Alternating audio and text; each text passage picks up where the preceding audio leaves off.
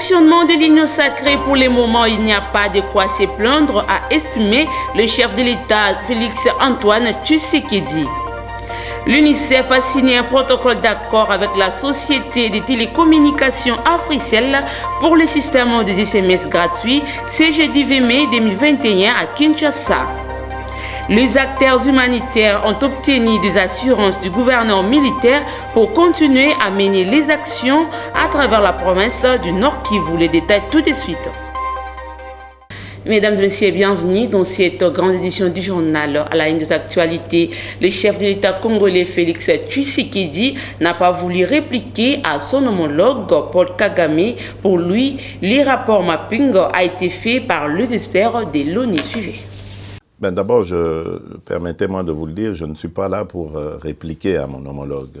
C'est quelqu'un avec qui j'ai de bonnes relations, je saurais comment passer le message autrement.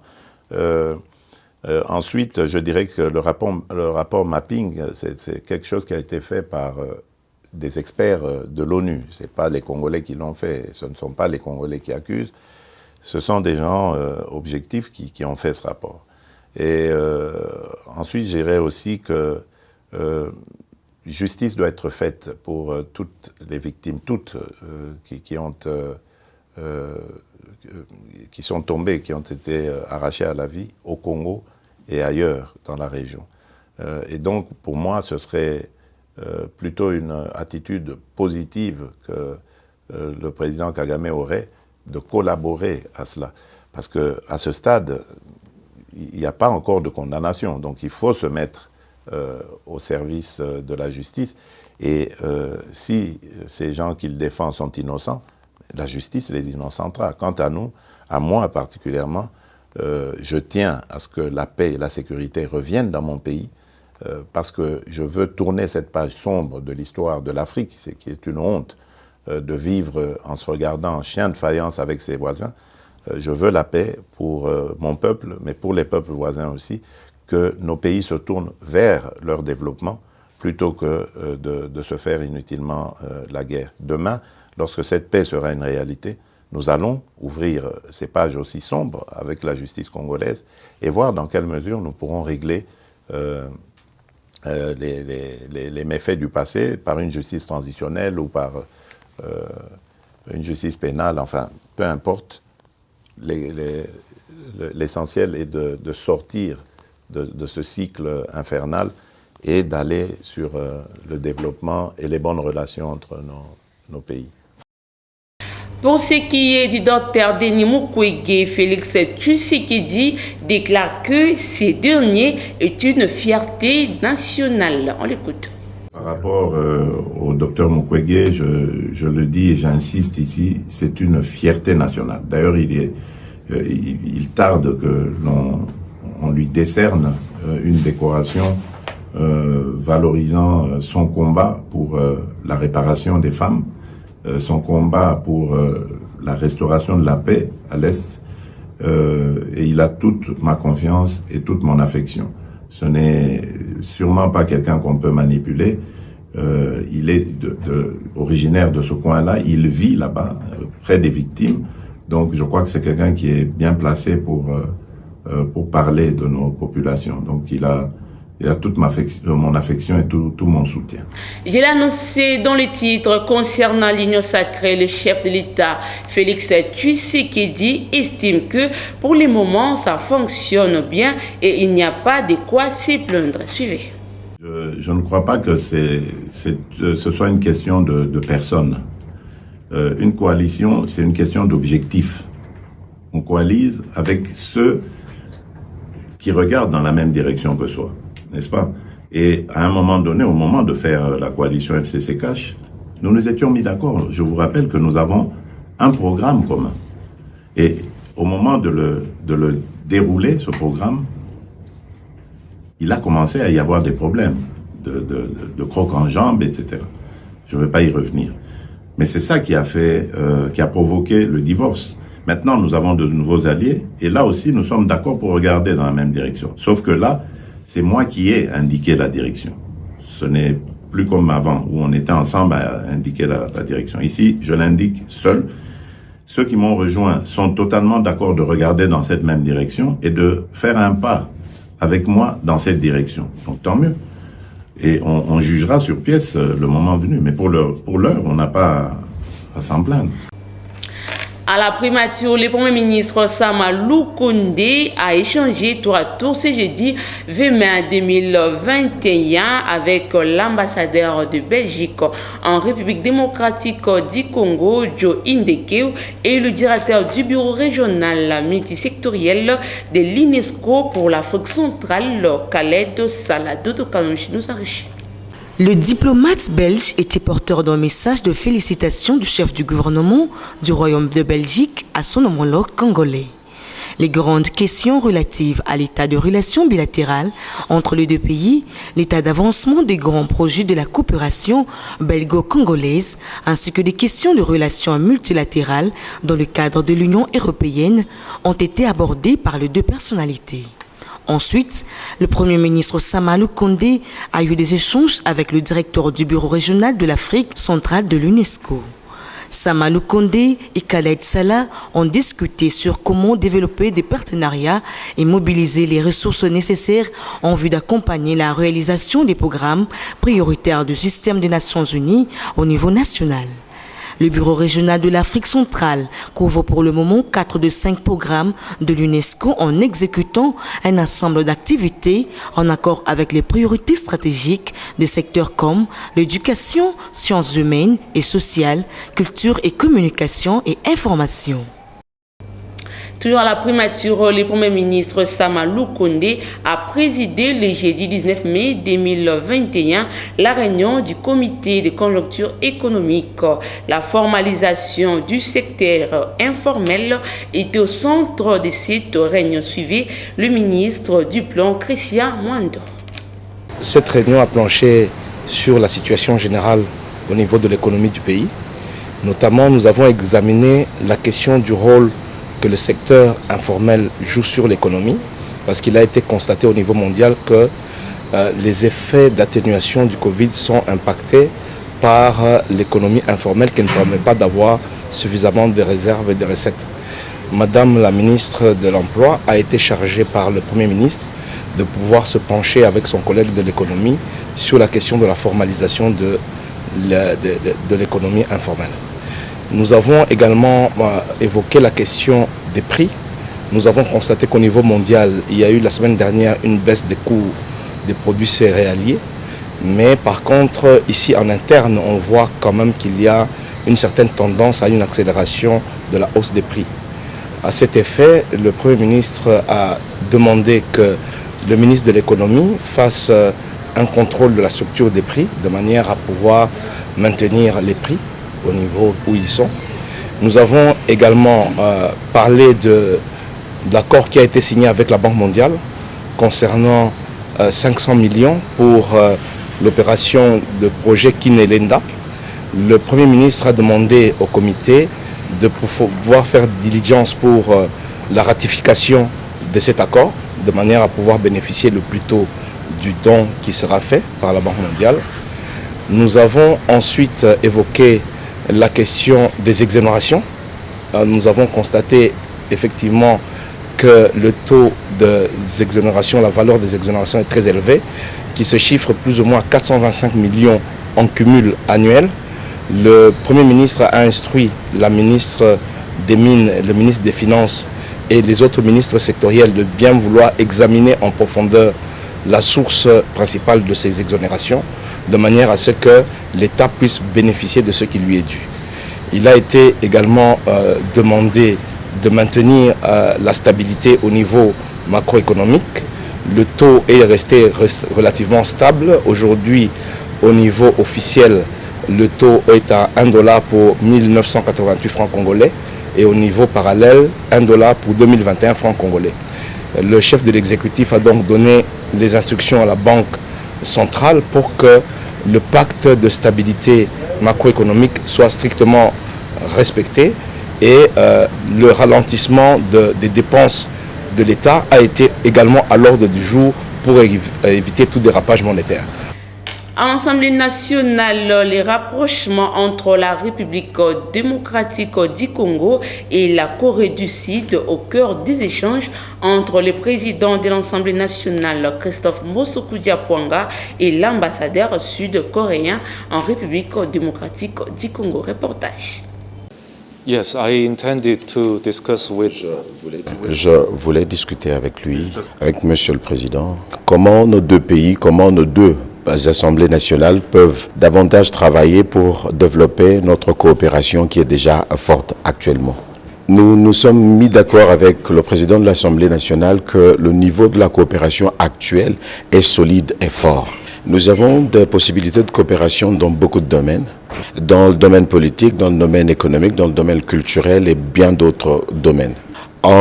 Tout en développant notre partenariat, nous serons aussi en mesure de développer nos relations avec l'Assemblée nationale. Bien sûr, absolument. J'ai beaucoup apprécié son chaleureux bienvenu. And I look forward to further working very closely with the Speaker and the National. Et je m'attends avec impatience de travailler davantage avec le président de l'Assemblée nationale et l'Assemblée nationale elle-même. Dans le cadre du programme e-Report, une plateforme sociale développée par l'UNICEF ce jeudi 20 mai 2021 à Kinshasa, l'UNICEF a signé un protocole d'accord avec la société de télécommunications Africell pour le système des SMS gratuits. Reportage de Kopé Koutoumissa. Cet accord signé entre l'UNICEF et Africell permettra aux jeunes, via la plateforme e-Report, de s'exprimer sur les enjeux qui leur tiennent à cœur à travers des courts sondages, obtenir des informations, rapporter des problèmes auxquels ils font face et proposer des solutions, a fait savoir Edouard Bebekder, représentant de l'UNICEF en RDC. Notre objectif est que 2 millions de personnes rejoignent la plateforme d'ici la fin de l'année, afin de faire entendre leur voix. Il est très important de voir ça par rapport aussi à la Convention des droits de l'enfant. Dans la Convention des droits de l'enfant, qui est signée par le gouvernement de la RDC, il y a un protocole sur la participation des jeunes et des enfants. Et ainsi, nous allons collaborer à faire que cette convention soit mieux respectée au niveau de la DRC. Je tiens ici à remercier Africell et son directeur général, M. Milad Kerafala, d'avoir cru en ce projet pour la jeunesse congolaise. Ceci démontre l'engagement social d'Africell en RDC. Pour sa part, Milad Kairala, directeur général d'Africell, s'est dit satisfait car ces partenariats entrent dans les actions sociales que mène Africell en RDC. Aujourd'hui, au nom de la société Africell et celui de tout nos personnels, on vous remercie infiniment de nous avoir joints dans ce partenariat pour la plateforme e-Report qui se veut un outil dans lequel les jeunes de la République vont désormais faire entendre leur voix, comme M. Edouard a déjà parlé. S'inscrivant dans la vision du chef de l'État, son Excellence M. Félix Antoine Tshisekedi Tshilombo, il faut noter qu'Africell RDC a mené jusqu'ici plusieurs actions sociales similaires, dont l'objectif principal est de rendre accessible au moindre coût la communication pour tous les Congolais, et spécialement les jeunes. Il faut noter que e-Report en RDC est aussi un mouvement de jeunes qui se rassemblent, qui lancent des initiatives et qui prend des actions. Les jeunes e-Report sont invités ici à se rassembler et proposer des actions volontaires. Autre chose dans ce journal, la MONUSCO s'est engagée résolument aux côtés des forces armées de la République démocratique du Congo pour combattre les ADF dans la partie est du pays. C'est ce qu'a rappelé les porte-parole de la mission de l'Organisation des Nations Unies pour la stabilisation en République démocratique du Congo au cours de la conférence de presse bimensuelle tenue le mercredi 19 mai 2021 à Kinshasa dans ses installations. Je vous laisse suivre Mathias Gilman, porte-parole de la MONUSCO, dans ses propos recueillis par Junior Twindeli et Olivier Mawela. Le bombardement de camps des ADF, c'est quelque chose qui n'était plus arrivé depuis longtemps. mais c'est parce que ce sont des opérations qui prennent énormément de temps, qui nécessitent une planification extrêmement coordonnée avec l'armée congolaise. Vous le savez, on n'a jamais caché qu'il y a parfois des difficultés de coordination avec nos partenaires de l'armée congolaise, mais on avance, on progresse, et dans le cadre de cette opération, de ce soutien à l'opération des FARDC, il y a une coordination avec les FARDC qui ont pris en charge un camp, ou le bombardement d'un camp clairement identifié, et nous qui avons pris en charge deux autres camps qui avaient été aussi clairement identifiés. Mais il faut toujours rappeler que ce type d'opération militaire demande une coordination, une planification extrêmement précise pour être absolument certain que les cibles sont des cibles militaires, des cibles ADF, et qu'il n'y a pas évidemment de victimes collatérales. Mais nous sommes engagés à continuer à soutenir effectivement de la manière la plus robuste possible les opérations qui sont en cours de l'armée contre les ADF notamment, mais aussi contre d'autres groupes. Au Nord Kivu, les acteurs humanitaires ont obtenu des assurances du gouverneur militaire Constant Ndima pour continuer à mener leurs actions à travers la province du Nord Kivu. Reportage. Les acteurs humanitaires sont invités à poursuivre leurs activités sans relâche sur l'ensemble de la province du Nord Kivu. L'appel a été lancé par le gouverneur, le lieutenant-général Constant Ndima, au cours d'une audience qu'il a accordée à l'ensemble de la communauté humanitaire ce mardi 18 mai 2021 au gouvernorat du Nord Kivu. Pour la nouvelle autorité provinciale et son adjoint, subvenir aux besoins élémentaires des populations en souffrance demeure une nécessité. D'où un appel à la poursuite des opérations humanitaires. Disons que cet appel du gouverneur des provinces a été bien accueilli par ses interlocuteurs. Ces derniers se disent prêts à accompagner la nouvelle équipe des exécutifs provinciales du Nord Kivu, comme le confirme Diego Zorilla, coordonnateur humanitaire adjoint des Nations Unies en RDC. On a reçu un message très fort de soutien de la part du gouverneur militaire et du vice-gouverneur. Ils veulent que les actions humanitaires continuent. Ils veulent qu'on puisse continuer à opérer dans la province. On a expliqué que nous, on opère d'après le principe d'humanité et de neutralité, d'impartialité. On n'est pas alliés des militaires, mais on comprend que les opérations militaires en cours risquent de provoquer des nouvelles situations humanitaires, et on a demandé à ce que ces situations soient minimisées pour la population et qu'on puisse continuer à faire notre travail. On a reçu des assurances dans ce sens. Faisant d'une pierre deux coups, M. Diego Zorilla a brossé la situation humanitaire qui reste catastrophique dans tous les territoires de la province.